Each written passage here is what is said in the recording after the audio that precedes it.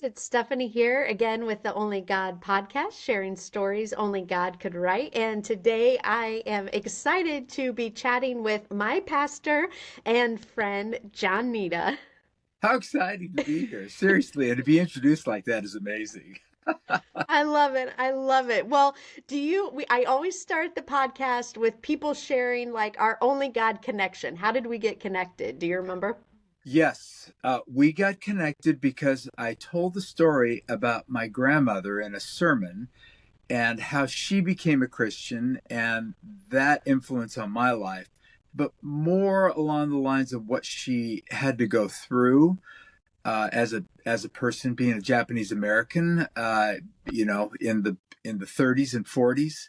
So yeah, that's the story. Wonderful. Well, thank you for sharing that. And I just want to like add on to that because I like that story just struck me. I remember sitting in church. I probably cried because I have such a tender heart and I cry about everything. But I wanted to know more because you just shared a little bit. And so I asked you for time. I came and sat in your office. And I mean, I feel like that was only God too because that just started a beautiful friendship between us. And you have come to speak at my Giving Your Best Life retreat. You were my like Right. end keynote speaker, and That's right. just you shared your grandmother's story.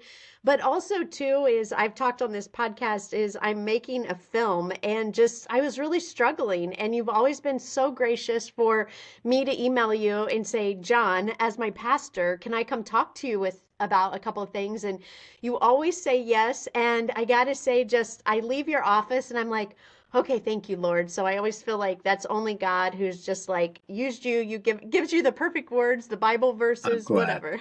I'm glad for that, and it's always a joy to meet with you. Seriously. Wonderful. Well, I would love to open it up to you with you sharing your only God story and just share whatever the Lord has laid on your heart for today.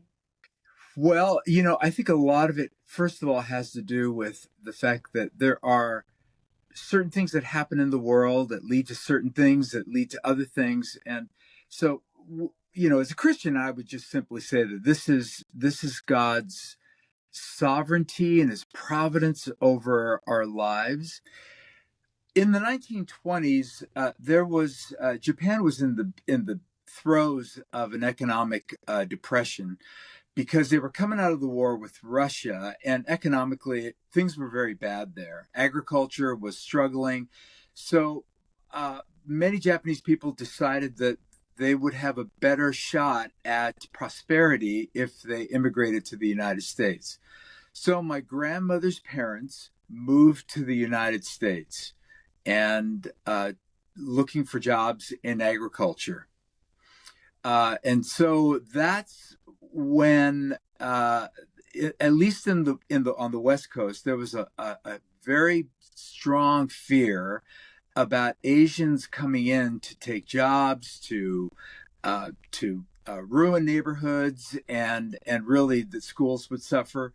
So they passed the Chinese Exclusion Act, which did not allow for Chinese to immigrate into the United States, but that didn't include Japanese people. So again, Japanese people began to immigrate to the United States to look for a better life. And I guess like on the west coast of I don't know if it was fear, like where did that come from of like taking jobs in schools and what you talked about? Where did that come from? Well, I think that that's probably a fairly natural reaction to foreign people coming to the United States. It has been, and it still continues to be, an irrational fear of people who are different, who bring a different culture, who look different than you.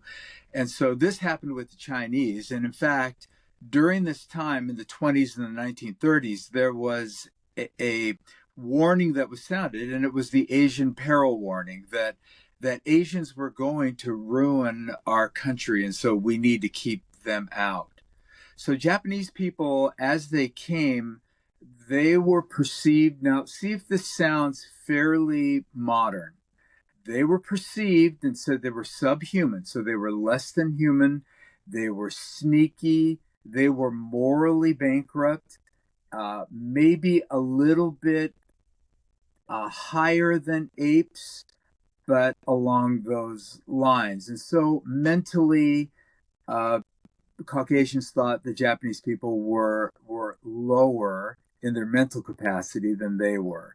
So there was a lot of lies told about people.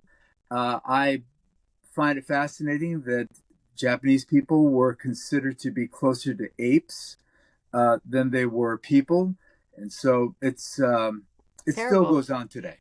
Absolutely terrible. And you talked about, so your great grandmother, is that right? Your great grandmother. Yes, yeah, they came over. Okay, Yes. so they came over for a better life and share the story from, they come over here, they get here, and what happens? What's their life like? Your grandmother, carry us all of through. all of this was going on with racial prejudice, and especially in the West Coast, because that's where Asians immigrated to. They were coming from both China and Japan, and so there were a lot of expressed prejudices against Japanese people. Signs saying "Japs go home," "Save California from Japs." There were anti miscegenation laws that were still enforced. So that was a holdover from slavery that said that you could not interracially marry. So those laws were enforced at least on the West Coast. And so, I think about my wife and myself. We could not be married if those laws were still in effect today. But that was a part of the fear that was driving a lot of people during the 1920s, 1930s, and then even into the 1940s as the war was looming, the World War II was looming. And so World War II happens. Your grandmother, how old was your grandmother in World War II? My grandmother she was married, Okay. a young woman who was married, Hmm. and then, of course, in December 7th, 1941, it gave people a real reason to voice their opinions loudly. So if they had social internet, it would have been all over social. Right. Uh, so again, signs saying "Japs, you're not wanted here. Go home. Keep moving." So she lived under a lot of the pressure of prejudice, unwarranted prejudice Mhm. that was just everywhere. And just for the listener, if they're not aware, December 7th was Pearl Harbor, Correct. um, and invaded by the Japanese in Hawaii, right? Correct. Um, Correct. so your grandmother's living over here. And is she a U.S. citizen? Was she born here or was she brought here with your great grandmother? She was brought here, but Okay. she had gone through all the naturalization process, so she was a citizen. Okay. So when World War II happened, uh, Franklin Roosevelt passed Executive Order 9066 in February of 1942. And in this executive order, the U.S. military was to designate exclusion areas. And what that meant was that there were certain areas that Japanese people could not live.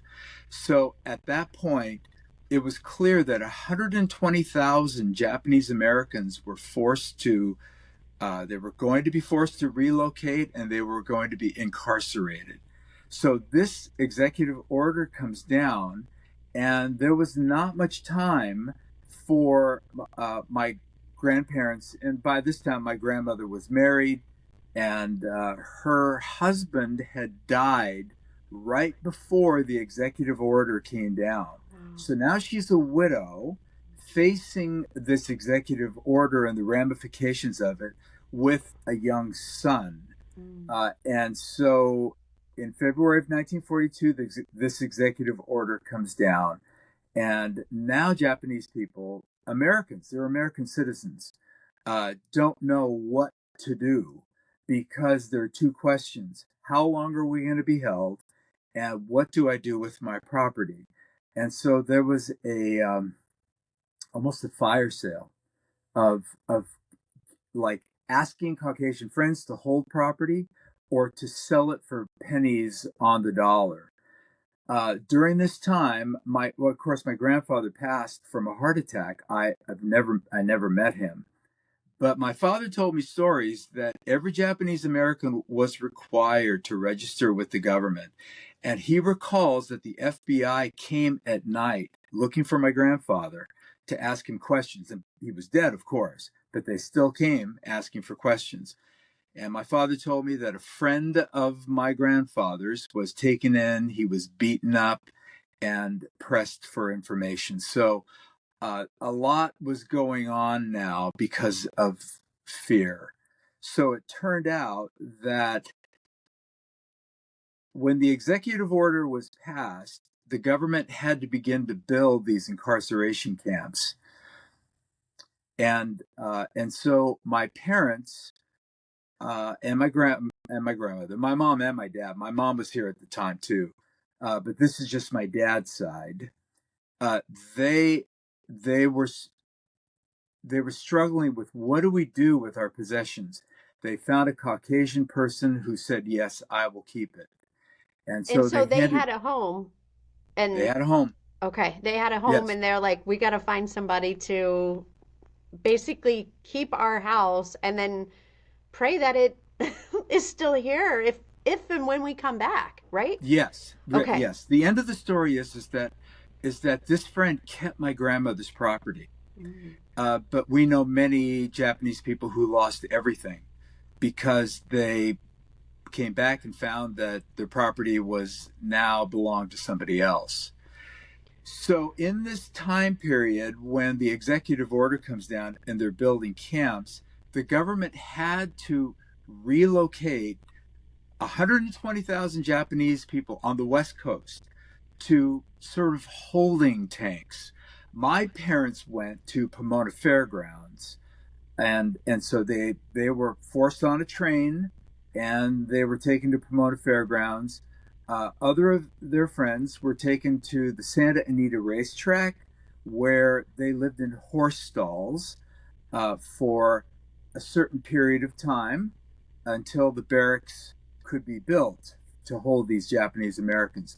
So my parents went to Pomona Fairgrounds. They at that time the military had erected barbed wire, so they could not escape. They were living in hastily built barracks with no running water, no toilet. Any privacy that you have, you put up a sheet, and that's kind of where your family marks out where they are, where they're supposed to live. And if you don't know Japanese people, we're incredibly private people. And so this idea of throwing everybody together, separated only by bed sheets, is abhorrent. It's incredibly sad. And so your father and your grandmother were put in basically these camps and to live there. And how long were they there? They were at Pomona Fairgrounds for a few months until the camp was built, and then they were shipped out to Heart Mountain, Wyoming, which is, I think, like north. It's like northwest Wyoming. It If you've ever been to Wyoming, Yeah. it's just brutally cold in the winter with the wind Yes. I blowing was gonna all say the the time, winds. Yeah. and really hot in the summer. So they were sent there. 14,025 Japanese Americans were sent to Heart Mountain, Wyoming, and they were there for 2.5 years. I did not realize it was that long, John, that they were there. And what, I mean, while they were there, what happened to them? What were they doing? Did they ever think they were going to get out? The Japanese have a saying, and it's in Japanese it's shikataganai, and it literally means what can you do about it? Hmm. And I think it has more to do with Buddhism and fatalism than it does with anything else. But that's what they told themselves is shikataganai. What can we do? And so they tried to make the best that they could out of the experience. So it wasn't good. It was a horrible experience, but my dad was young. Hmm. How old He was your was, dad? I think he was 12 when he went to Okay. camp. Gosh, still. Yes, right. And so they played sports. There was a pond there that turned into an ice rink, and they made life there for 2.5 years. So they're there. Is your grandmother, your father, are they Christians? Do they have a religion right now while they're in these camps? So this is the interesting part. When my grandmother came over right as a young woman or young girl, uh, that she met some women in her neighborhood in West Los Angeles, and they invited her to a meeting, and she went with them. And it turns out it was a prayer meeting. And so through that, she actually began the process of becoming a Christian. Mm. So this is very hard for people to understand, but this is a very radical break because of the Japanese mindset, which is you don't do things different than other people, because when you stand out, you get peer pressure to actually conform. And Mhm. so for my grandmother to do it, and if you met her, you would love her because she was this bubbly, vibrant woman who had just tons of energy and laughed lots. So it's easy for me to see, Right. but it's very difficult in Japanese culture when you're predominantly Buddhist. I was gonna say, was she raised Buddhist? Is that what Yes, her family was? Okay. for her now to become a Christian was remarkable. And Only God, so right? she goes to camp as a Christian. She goes to a makeshift chapel in the camp that they set up as a Christian. She raised my dad as a Christian. Mm. Wow. So did her faith, you and I've talked about because of her faith, did she talk about that of helping her get through? Were there other Japanese Christians, American Japanese Christians in the camp with her? Or was this something that everybody was Buddhist and it was her? I mean, do you know about that? I'm assuming that because they set up a church there in the Right. camp, that there were others, but probably not many. Mm-hmm. So she did she did hang on to her faith. I did not. The language barrier was a bit tough for us, so Yes. I didn't have this opportunity to ask her how her faith Mm-hmm. helped her through. I would suspect that something like Shikata Ganai can obviously have a fatalistic meaning to it, but Mm-hmm. for a Christian, it means something different. It means that God somehow is in control still, even in this horrible situation. And so I tend to believe that that's the way that she leaned. But it was clear that she was a Christian because when they were released from camp 2.5 years later, that she was part of a group of women that launched a new Japanese American church in West Los Angeles. So she was a part of that founding group. That's And that's the church that incredible. I grew up in. Wow, that's incredible. And if you think about it, when she came back, you and I've talked about, did she have resentment? Did she have hate? What was like in her heart? How did she feel about Americans and the government and people that had done this to her and her neighbors? Like, do you know any of that? And even your father, at 12, you can have all those emotions and that. I have never heard my parents or my grandmother speak negatively about Caucasian people. Uh, they uh, they just wanted more than anything to get back into the mainstream, and they would do anything they could to overcome prejudice, to remove false ideas from people's minds that somehow they were less intelligent or somehow that they were spies from Japan sent here to tear apart the fabric of our nation. They wanted more than anything to demonstrate that they were good citizens, right? In fact, Stephanie, if I can interject real quick, Yeah, go uh, for it. the most decorated unit in World War II, it was the Japanese American Regiment, the Mm. 442nd. They fought on the European front, but these young men wanted so desperately to show that they loved this country and they were willing to give their life for this country. Wow. So my grandmother, I've never heard her speak in any derogatory way about Caucasian people. She loved all kinds of people. They were constantly coming over to her house.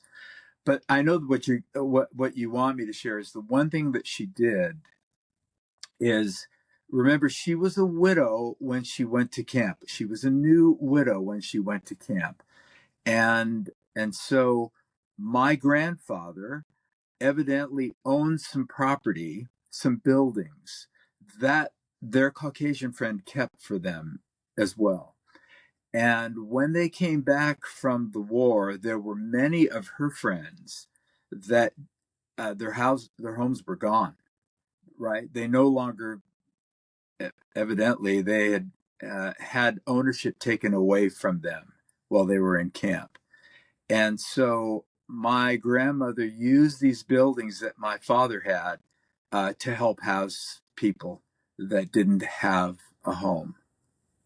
I mean, how incredible. I mean, again, I think those are the only God things where it's like she becomes a Christian, you know, picks picks the right neighbor, to entrust Yes. not only her home but these other properties, and then that person is faithful in holding on to them and then giving back, and then not only, I mean, your grandmother could have sold them, made money, done other things, and to go, no, like, I'm going to use it to give and to serve and to house, and it's like God provided for those people who had what was taken away from them. Yes, absolutely true. And I think about this all the time. It is that in her heart, because Jesus had changed her heart, that she didn't know how to say this, but the Bible is really clear that that you and I are foreigners, strangers, exiles, and literally it means, like, when, and Peter talks about this in First Peter, when he uses those words, foreigners, stranger, exile, it means a person who's living permanently in one country, but you're the citizen of another. Well, for the Christian, that makes perfect sense. We are citizens of a heavenly country, but we reside here. You and I are foreigners, strangers, and exiles. And that should really shape our heart toward what we see toward, when we look at the problem of immigration today, and we would all admit that it's incredibly complex, Yeah. and it's a problem. But when we look at people, um, we should see them as made in the image of God first, that we, along with them, are foreigners, strangers, exiles. If I can tell a story real quick, Yeah, go I for it. I met a couple. Uh, all that's been going on with Israel and the Palestinians, and sometimes people tend to lump all Arab people in with Palestinians, and so they just do horrific things, right? Think horrific things and act in horrific ways. I was at Panera one morning after there had been some sort of problem with between Israel and Palestine, and I saw a woman who was dressed in uh, a hijab, and so she was a practicing Muslim. And I just asked her and said, "Are you okay?" Her husband was there as well, so it was proper for me to ask, "Are you both okay?" Yeah. And they said in English, "Yes," and we're so grateful that you asked us how we're doing, because it's during these times when we see problems in the world. with the Arab world and in Israel, that's going on even right now, that people tend to sort of lump all Arabs together and say that they all are wicked, evil people. Right. When in fact, right, just the simple act of hospitality to open up my heart to them, it spoke volumes to them.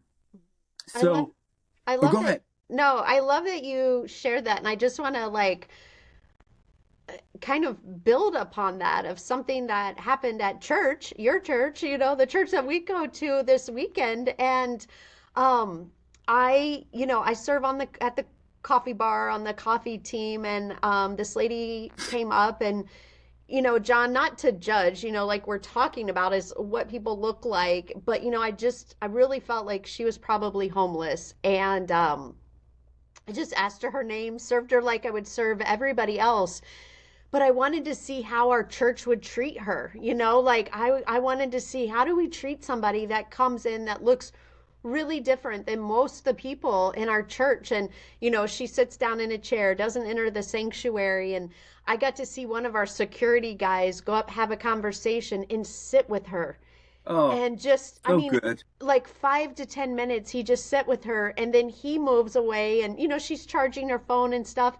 And then I got to see somebody from our guest services go sit with her, hug her, provide her resources, Oh, and I went over and I just prayed with her. And I just like, you're so right, because that's how I thought our church would respond. But it's just like, I see so many Christians a lot of times who turn away, look away, see people in need, see people that are different, and don't even just pause to say, "Are you okay?" And why do you think that we have such trouble with that? I mean, our we are to love God and love people, I mean, there's yeah, no like people yeah. that I don't know. So I just You know what, and I think that when it comes to ethnicity, Mhm.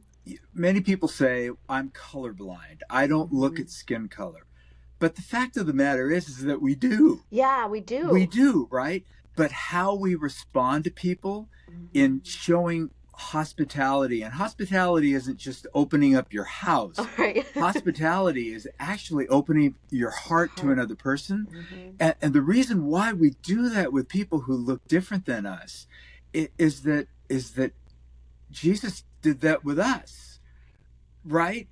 He opens his heart up to us and to invite us into this relationship with him. And if we think about heaven, one of the first things we're going to notice is, wow, this is really wildly diverse here.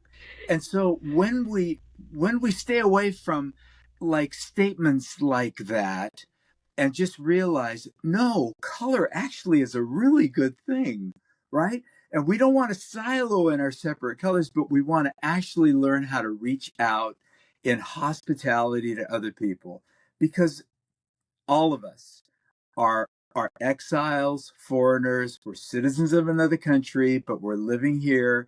And so we see the differences, but we embrace each other. And right, this is the family of God that you saw. And I think it's a beautiful thing. Yeah, it's beautiful. And I want to like dive back into your grandma and your dad's story, because we were talking about your grandma comes back, and you never heard her or your father talk bad. Um but how did they not, and I don't know if you've had this discussion with them of like not having this victim mentality, because I see people who go through hard things and nothing like this, like nothing what they went through, and not to live in the past. And the Bible is very clear is we do not live in the past. We see what happens to Lot's wife. It's like, be present where you are. Don't worry about tomorrow. And so like, did they ever have that conversation of how they came back into life, and it was like, okay, this is the past, and we're present, and we're moving forward? Yeah, that's a good question. I think probably in honesty, some of it is cultural. Mhm. Japanese are very strong in the area of like, we got to pick up ourselves by the bootstraps and we have to just move forward and we Yeah. can't live in the past. But I do know some people, some families that had lost everything and they were just captured by anger and bitterness. So for whatever reason, I was spared of it. My parents, you know, there actually was a time when we were talking about reparations or paying Japanese Americans. Remember, these were citizens that we incarcerated, right? Without a trial. Okay.